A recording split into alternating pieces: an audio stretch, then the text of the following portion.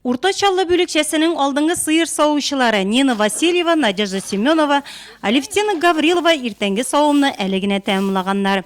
Көненә бер сыйырда 13 литр сөт сауа алар.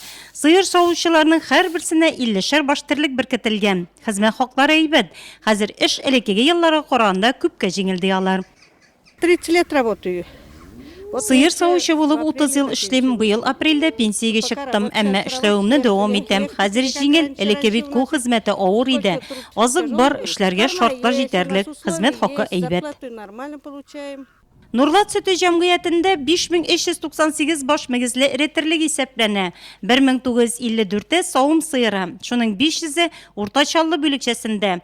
Саву көненә 3 тапкыр оештырылган. Җәйге лагерьлардан күчкән чорда сөт саву бераз кимесә дә, хәзер күрсәткечләр яхшы. 20 сентябрьдән соң без җәйләүләрдән сразу кышкы фермаларга күчәбез. Фермалар без күчкәнгә 100% готовы ителгән иде. Барда агартылган, чистартылган иде, бөтен оборудованиелар эшли иде. Продукциягә килгәндә без уже дигән летний лагерьдан күчәр алдыннан ук уже кышкы рационга уже әкертен генә аннан ук уже поэтапны күчә бардык. Шуның өчен әллә ни андый савымнарның төшүләре сизелмәде. Хуҗалыкта 800 баш үгез ашатуга куелган, ай сайын 60лавы сатуга озатыла. Яшь терлекләрнең тәүлеклек артымы 800 грамм тәшкил итә. Җитәкчелекнең нияте 2020 елга кадәр таналар исәбенә көтүлекне тулысынча яңарту. Бу инде терлекләрнең сәламәтлегендә һәм савып алынган сөтнең сыйфатында чагыла.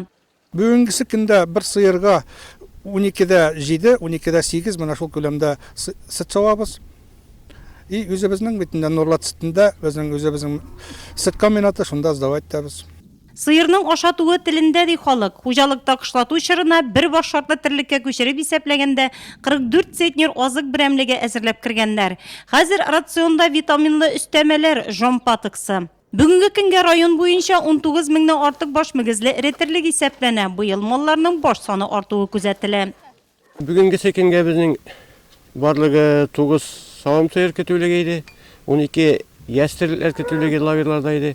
И шуларның барса да бүгенге секенгә уже 20 сентябрьгә күченеп биттеләр инде. Бүгенге секенгә 7 сыры буенча 100% бара.